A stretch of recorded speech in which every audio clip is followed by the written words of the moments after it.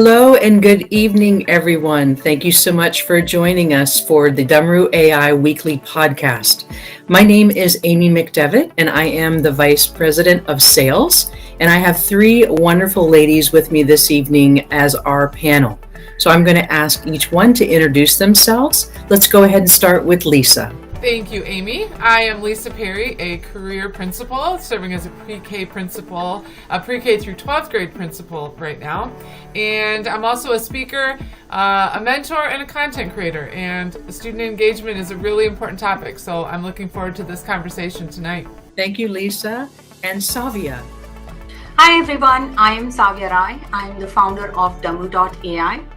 An education technology platform built to help teachers understand what their students are feeling, thinking, and needing in real time. Today's episode is all about how we can reignite student engagement. So let's explore, let's dive in. Thank you, Savia. And Christina, please go right ahead and introduce yourself. So my name is Dr. Christina Armstrong. I'm an education specialist. I focus on all things curriculum instruction and assessments. I consult for many schools and many organizations in just this subject, how to find ways to innovate and personalize for our students. So when I came across Dumroo, I was super excited about how personalized we were able to get and some of the tools that were there and available for both teachers, administrators, and of course students as well. So I'm looking forward to see what more we can do. Great. Thank you so much. So this evening's podcast is entitled Reignite Student Engagement with Dumroo.ai. Let me start with the first question for our panel. What do you see as the most significant barriers to student engagement right now, and how might AI address them? Who would like to begin? I think one of the biggest challenge I can think of right now is disconnection with learning. Students, they are sitting in the classroom feeling like the content doesn't speak to them, or maybe they're feeling disconnected because some of the concepts are really in detail, wherein you have to revisit the concept multiple times, and teachers doesn't have that much of time to go and revisit those concepts again and again. They have a pacing guide to follow, and week by week they're just going ahead, right? So the students who are disconnected at some point in their learning, they pretty much have no help and no support from anyone. So I feel like that disconnection is really something that is creating a kind of like a downfall for the student. Anybody wants to add? I'm glad that Savia mentioned pacing guides, because the word that I was thinking about when I was considering this question is the word pace. And so there's this standard, you've got this unit or you've got this lesson and this is how many minutes or days or weeks it should last. But there are always outliers. And there are students for whom that's going to move way too quickly. And there are students for whom that is going to feel like an eternity as they get dragged along through something they already know. And with just difficulty or complexity of the content aside, we can process so much more quickly than someone can talk. So our mind is always just filling in little blanks because there's no way I can keep up with a typical brain's processing speed. And so right away, even for somebody who's just like right in the middle zone of my class, I am not keeping up. There's no way that I can. And I think that for some kids, it's like, oh my gosh, can we just move on? And before we got on tonight, Amy and I were visiting a little bit about the implications for special education and gifted education. That's right, and how we can address this with the help of an AI, I would say. I would like to talk a little bit about Dumroo platform, and I'm very proud of the feature, and I'm bringing this again. I think I've spoken about this in our last podcast. A feature called AI Tutor. AI tutor is available for the students, for the teacher, anytime, anywhere. And that's one of the major support that student can have. As I just said, that when the disconnect happen, when a student is working on something and he or she is not able to get through it, right? They are not able to nail it. I feel like if a student is working on something and if he or she doesn't have a kind of support from the teacher or from the parent, or they're not available for the support and help, AI tutor can play a very good companion for those students. AI tutor can help them out with illustrations, examples, and can actually strategize their whole problem. It can give them ample of solutions and ample of examples to solve a certain problem they might be stuck upon. So that's something is major and very helpful in support of student from Dumroo.ai. That's a good point, and I think too, I notice this a lot in the families with whom I work. There, at some point, the math gets too hard for the parents, or the way now that we're teaching multiplication, it's a totally different approach than the parents had when they were in school. And so, kid goes home, has homework, mom or dad wants to help, is incapable. That creates a stressful situation. Mom and dad say, just do it this way. Kid says, my teacher said to do it this way. And that can just turn into a really rancorous situation where you would want that to actually be harmony and connection between parent and child. And so I think for a parent who none of us, I'm 53 years old. I don't want to think that I can't do 4th grade math. But I can't do 4th grade math, all right? I've been in the classroom. I know my limits. But if I could sit with my kid or my grandchild and I knew that there was a trusted place to go and then I could get some ideas and we could work through it together, because parents need this too. It definitely speaks to that whole idea of personalization. And I am such a big fan of it. I've surrounded my entire career focusing on it. And the challenge in the classroom, as we mentioned, with the pacing and being able to cover everything in depth is just not always possible. It takes an amazing amount of effort on the teacher's part and support behind the scenes to be able to do that. So to personalize just a little bit in the classroom and then have that continued effort and work when they go home with some support for the parents as well, who are not so well versed in academics, is a really big deal, because we're including them in that learning process as well, which is what all teachers are hoping to do from the very beginning. So it connects all environments, all parties, and just keeps that support consistent, which is something that we all as educators are challenged with these days, definitely. Thank you so much, all of you, for the first question and your responses. It brings up a good point that Christina just made. The second question does focus on personalized education. So let me go ahead and ask that question now. In what ways have you seen students respond differently when they're given personalized feedback and/or individualized learning paths? Oh, they feel so special. Eyes are on me. For that moment, they get your undivided attention, which takes away that disengagement piece, because whether they're at higher levels or lower levels, in that moment, you are theirs and they have all the attention. And at the same time, they're working, they're engaged, it's structured, and they're feeling supported. So when they feel that and it's time for teacher to gradually release, you can bank on them still continuing that effort, because you're giving them a little to support and show them that they are able and capable of doing that, without just feeling as if they're drifting off in the background. This might be a strange metaphor, but when I think about feedback, it makes me think of kind of a scavenger hunt. We're going to have Easter egg hunt here this weekend. If I don't know where to go next, if I get a clue and I'm told to go over by the pine tree and I get there And then there's nothing about what I'm going to do next, what I'm supposed to do next. I'm either going to wander around aimlessly, or I'm just going to stand there by the tree until somebody tells me what to do. I feel like the immediacy and the focused feedback makes all the difference in the world for a kid taking that next step and the next step and the next step.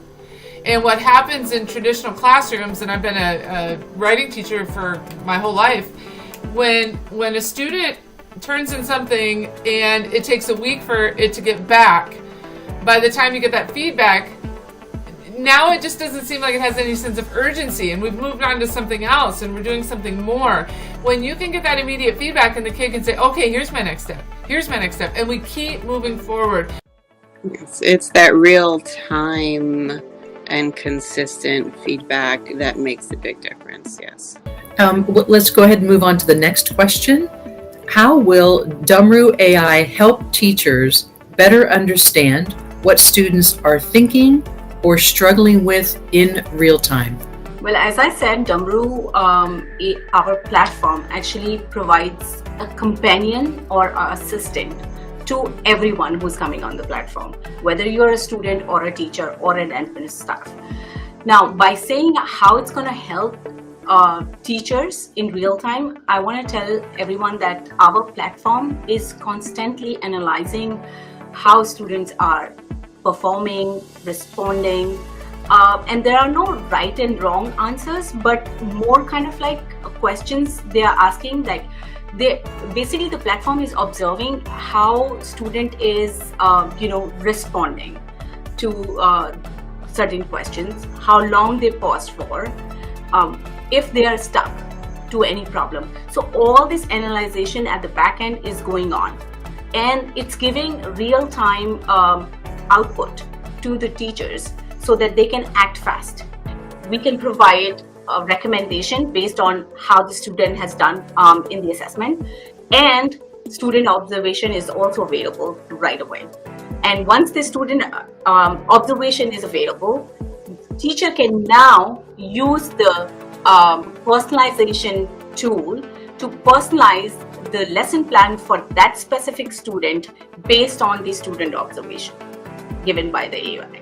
So that's, I think, it's really impressive.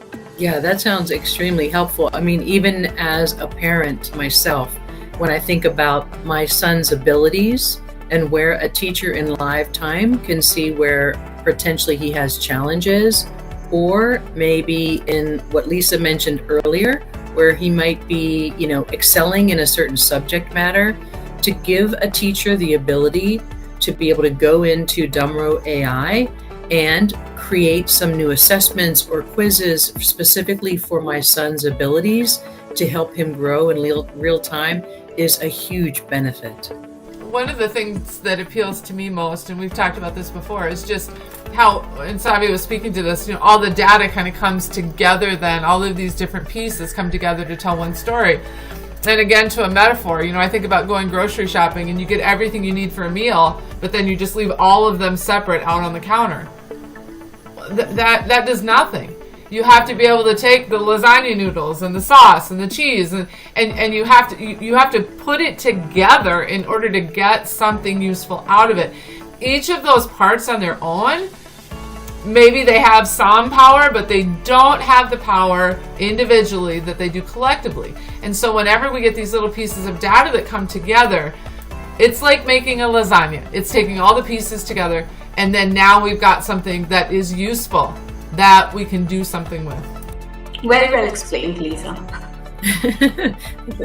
Thank you. Christina, was there anything you wanted to share?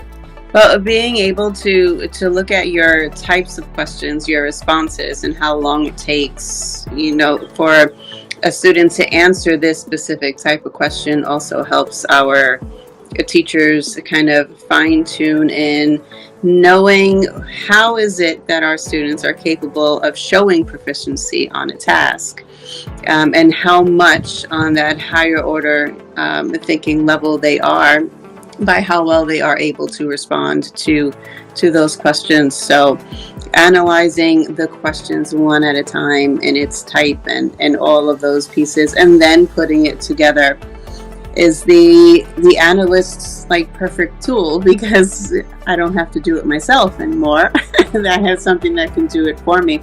So it makes that process much quicker, and helps teachers do the same things that an analyst would do with data that maybe they're not so savvy in doing on their own. So. Great, thank you so much. Well, let's move on to the next question. What is the difference between using AI for efficiency and using it for engagement? And how do we keep our focus on the latter? I think sometimes ensuring student engagement requires teachers to let go a little bit. For every student, there's a little bit of tweaking you could do to make it more beneficial for that student, more efficient for that student, make it stickier learning so it stays for longer. And so I think it's really important to understand, because here's the thing, we got all the ingredients, right? We have all the data, but sometimes we have that and we look at it and then we make an entirely different decision altogether, even though we're looking at what we should be doing, because in our own mind, this is the better way to do it. This is the approach that the student needs to take. And I think that for teachers who have long been what we call the sage on the stage teachers, and I was one for too many years, it can be difficult to turn learning over to a learner, because we just have our own little ideas of what works, what doesn't, and sometimes we're telling ourselves a story that's not true. Yeah, right. Yeah, and efficiency is important. We all want to save time, but at the same time, engagement is more about connections and about students' curiosity and all of that. And if AI can help,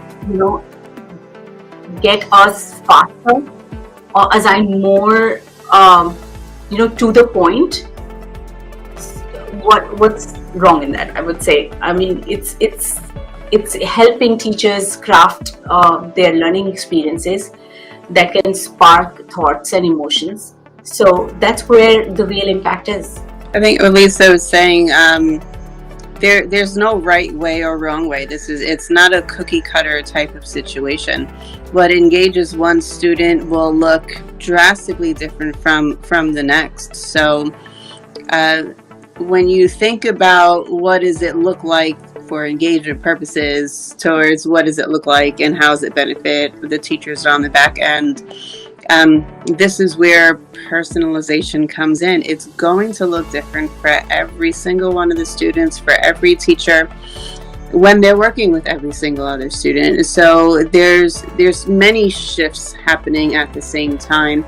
It sometimes is about getting the mundane, the tedious things done faster, so that you can take other things slower, so that you can invest more in conversations. And even as a teacher, if I can just sit down with a group of kids and we can just talk, that helps me decompress from all of the 1,000 things that are going on around me.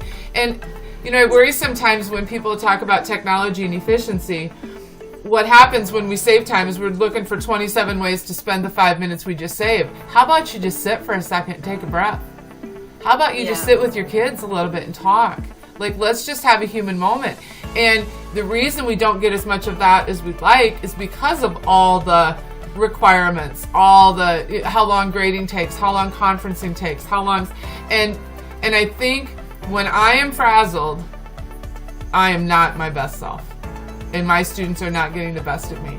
And so really you might say, oh, okay, this helps the teacher save time. Yes, it does.